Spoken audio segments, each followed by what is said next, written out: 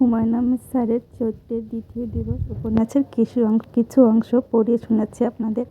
আজ আসমানিদের বিয়ে, আর বেছে বেছে আজকের দিনেই সে অসুখে পড়ে গেছে। সকালবেলা ঘুম ভেঙেছে, বিছনা থেকে নামতে গিয়ে দেখলো মাথা তুলতে পারছে না। কি আশ্চর্য, তার জ্বর নাকি? সে কপালে হাত দিল। তেমন জ্বর তো বোঝা যাচ্ছে না, অথচ শরীর কেমন যেন লাগছে। হাত পা ভারী, খোলা জানালার দিকে তাকাতে পারছে না, চোখ জ্বালা করছে। আসমানি বালিশে মাথা রেখে আবার শরীর এলিয়ে দিল। নিজের উপর রাগ লাগছে। জ্বর হবার জন্য 365 দিন পড়ে আছে, আজ জ্বর হবে কেন? রান্নাঘর থেকে সারা শব্দ আসছে, চা নাস্তা তৈরি হচ্ছে। গায়ে জ্বর না থাকলে সে অবশ্য রান্নাঘরে দরজা ধরে দাঁড়াতো এবং লাজুক গলায় মাকে বলতো, 1 কাপ চা খাবো। লাজুক গলায় বলার মতো কোনো ব্যাপার না, কিন্তু বিয়ের দিন বলে আজ লজ্জা লজ্জা লাগবেই। আসমানি পানির তৃষ্ণা হচ্ছে। সে প্রতিদিন ঘুমাতে যাবার আগে মাথার কাছে পানির জগ গ্লাস রাখে। কাল রাতেও রেখেছে, অথচ এখন নেই। কেউ নিয়ে গেছে বোধ হয়। কে নিয়ে গেছে? নিশা। কাল রাতে নিশা তার সঙ্গে ঘুমিয়েছে।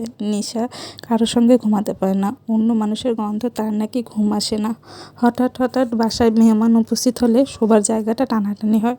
তখন নিশা তা কারোর সঙ্গে ঘুমাবে না, মেঝেতে কম্বল পেতে নিজের জন্য আলাদা ছোট বিছনা ছোট করবে, এই জন্য যেন কেউ মাঝরাতে এসে বড় বিছনায় একপাশে শুয়ে না পড়ে। কাল রাতে নিশা যখন বালিশ নিয়ে আসমানির সঙ্গে ঘুমাতে এলো, তখন আসমানি অবাক হয়ে গেল। তুই আমার সঙ্গে ঘুমাবি? নিশা গম্ভীর গলায় বলল, হুম। আসমানি বলল, কেন? মা ঘুমাতে বলেছে। বিয়ের আগের রাতে নাকি মেয়েদের একা ঘুমাতে দেওয়ার নিয়ম নেই। তোকে নিয়ম নিয়ে মাথা ঘামাতে হবে না, তুই তোর মতো আরাম করে ঘুমা। নিশা বিছানায় উঠতে বলল, অসুবিধা নেই, তুই কষ্ট করে চোখ মুখ শক্ত বানিয়ে শুয়ে থাকবি, দেখবি তোর আমার খারাপ লাগবে না, আমার নিজের ঘুম হবে না, তোমার ঘুম এমনিতেই হবে না। নিশা তার শোবার জায়গা আলাদা করে চাদর পাতলো, বড় খাটের একটা অংশ আলাদা করে ফেললো। আসমানির বোনের কাণ্ড কারখানা দেখেছেন?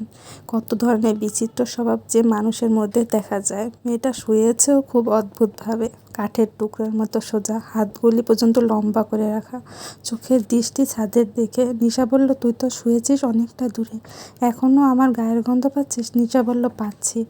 আমার গায়ের গন্ধটা কেমন? খুব খারাপ? খুব খারাপ না, মোটামুটি খারাপ। সব মানুষের গায়ের গন্ধই খারাপ, তোর নিজের গায়ের গন্ধ কেমন?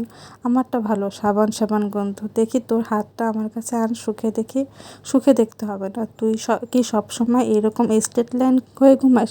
ঘুমাবার আগে কিছুক্ষণ এরকম শুয়ে থাকি, তারপর হাত হয়ে ঘুমিয়ে পড়ি। তুই যে খুব অদ্ভুত ধরনের মেয়ে হয়ে যাচ্ছিস, এটা কি তুই জানিস? বিচিত্র সব স্বভাব করছিস, পরে এসব অভ্যাসের জন্য কষ্ট পাবো কেন? একসময় তুই বিয়ে করবি, তোর স্বামী চাইবে তোকে জড়িয়ে ধরে ঘুমাতে। তোর যদি তখন সেই মানুষটার গায়ের গন্ধে ঘুমিয়েছে, তখন মানুষটা খুব কষ্ট পাবে না, কারণ আমি বিয়েই করব না। তোর জন্য বিয়ে না করাটাই ভালো। তোর কি ঘুম পাচ্ছে? হুম। যখন দেখবে আমি কাত হয়ে শুয়েছি, তখন বুঝবে আমি ঘুমে